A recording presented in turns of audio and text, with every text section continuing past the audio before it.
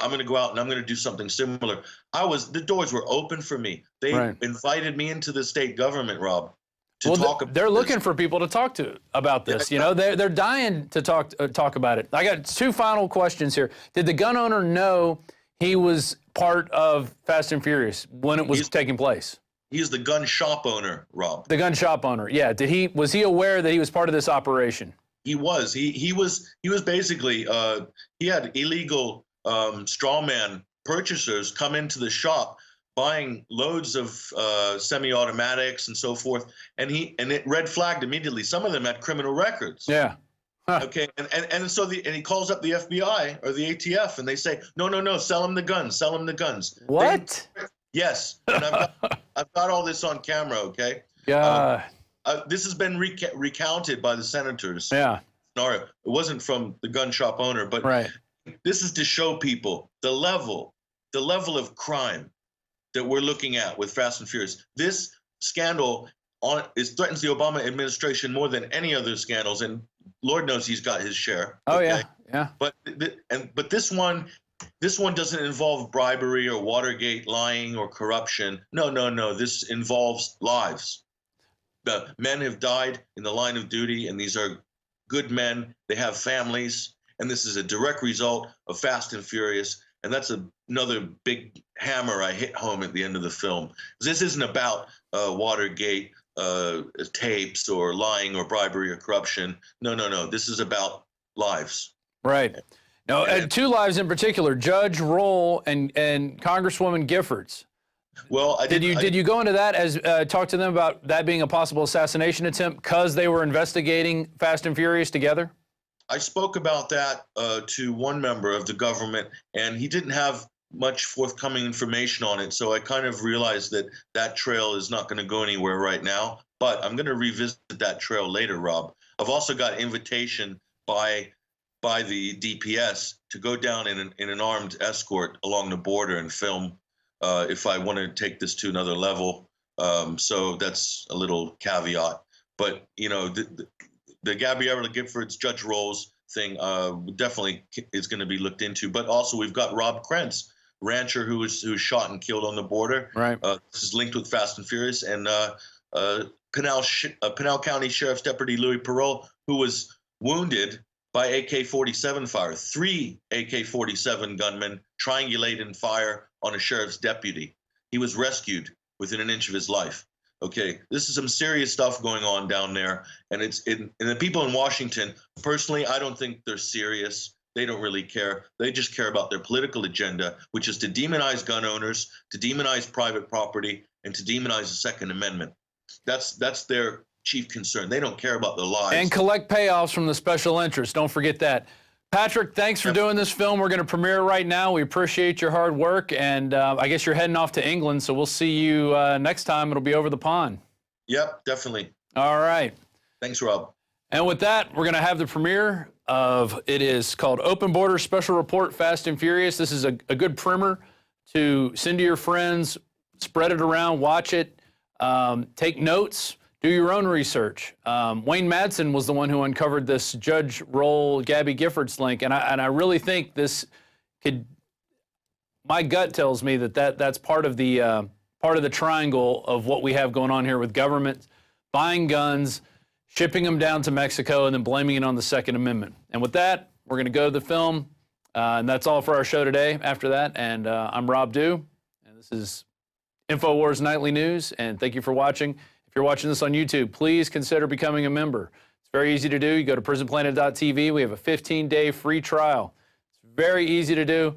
Help us out. Help us spread the word. If you can't get a membership, maybe get your friend to get a membership. And, you know, you can share your passcode with up to 6 people. So there you go. That's all we have for today. We're going to go to the movie now. Open Border Special Report Fast and Furious. Thank you very much for watching. We'll see you next time.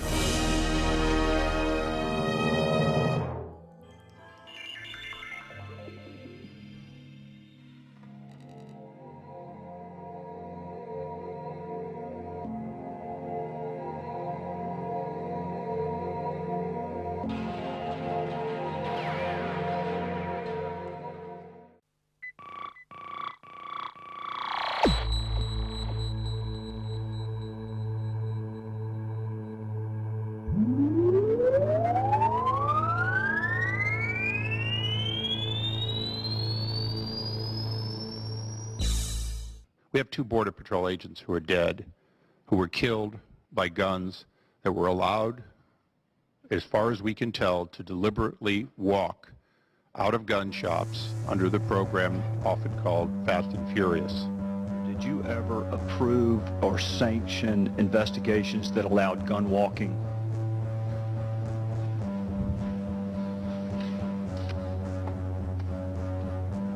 No, not to my knowledge.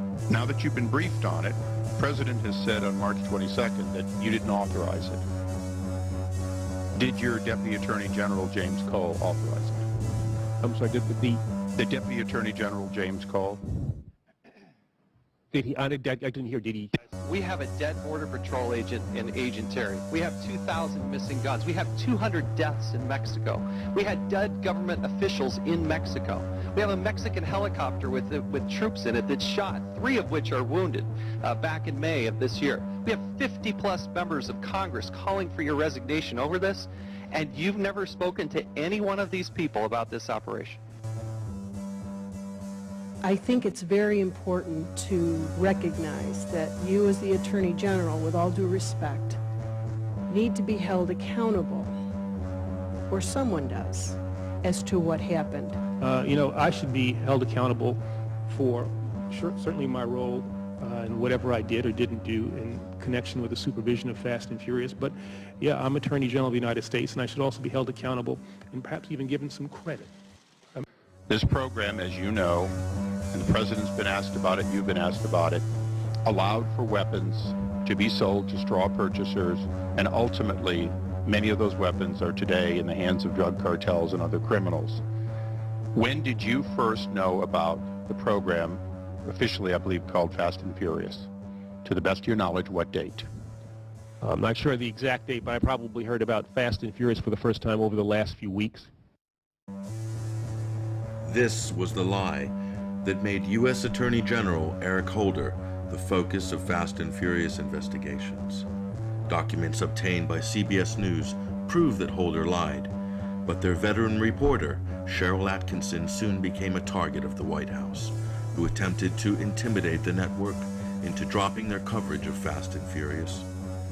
Believing it should remain above the law, even in the face of damning evidence of their illegal operation, an operation conveniently hidden inside President Obama's 2009 stimulus bill, and an operation that flooded the Mexican black market with thousands of illegally obtained firearms.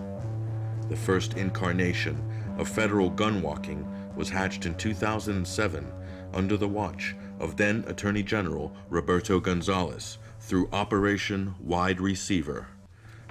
But that operation required federal agents to track firearms into Mexico and worked with Mexican security services to trace guns and apprehend cartel criminals, unlike Fast and Furious, which had no tracking, no tracing, and no real objectives, in what can only be described as a federal government appearing to partner with organized crime in Mexico. As a result, the violence has increased on both sides of the border since Fast and Furious went live in 2009. In April 2010, Pinal County Sheriff's Deputy Louis Parole was shot and wounded by AK-47 fire, but was rescued, narrowly escaping with his life, in an incident that prompted one of the largest manhunts in state history involving some 200 officers from multiple agencies. Rob Krentz, scion of one of the Southwest's most well-known ranching families, was shot and killed on March 27, 2010, most likely by traffickers who were using his land to mule narcotics over the Mexican border and into the country, as is captured by these hidden cameras along some of Arizona's most well-known smuggling routes. ICE Special Agent Jamie Zapata, assigned to human smuggling and trafficking, was gunned down in cold blood in February 2011, whilst in the line of duty and traveling in Mexico. And DHS Border Agent Brian Terry, a member of the BORTAC unit, was shot and killed on December 14, 2010, northwest of Nogales. And the gun recovered at the scene was traced directly back to Operation Fast and Furious. INFOWARS traveled to Arizona, to the state capitol, to speak to senators and congressmen about the details of Fast and Furious, and also to discover the real agenda lurking behind the operation.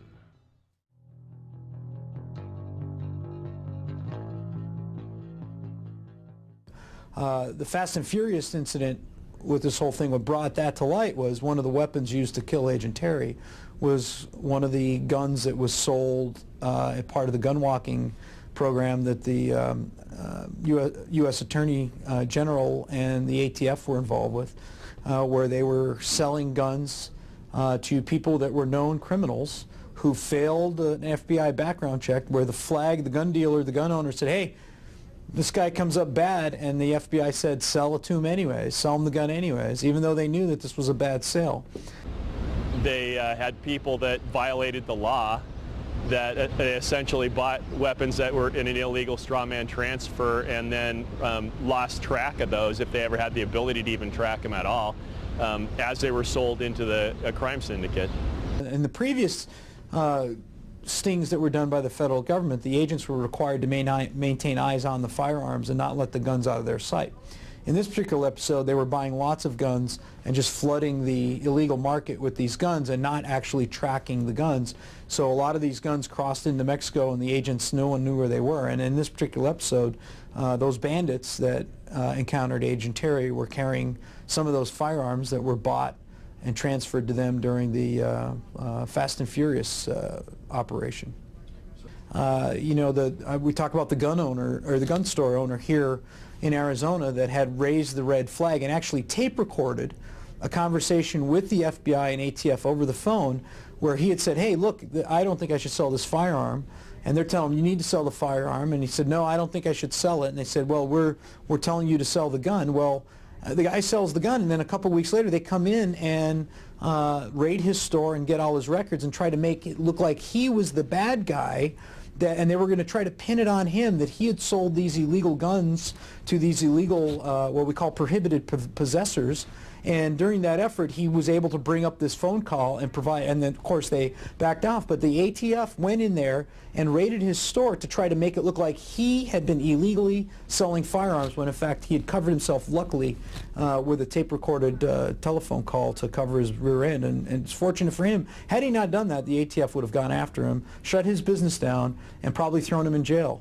So this is part of the effort, and I think it's wrong. You take a guy trying to do an honest day's work, and then you keep enticing him until eventually the guy, reaches his point where he gets sucked in.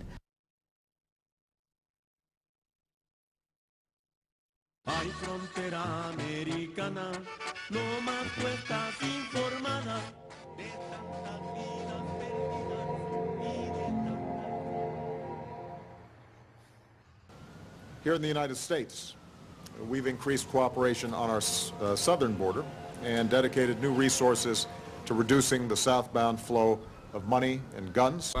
Clearly, I expressed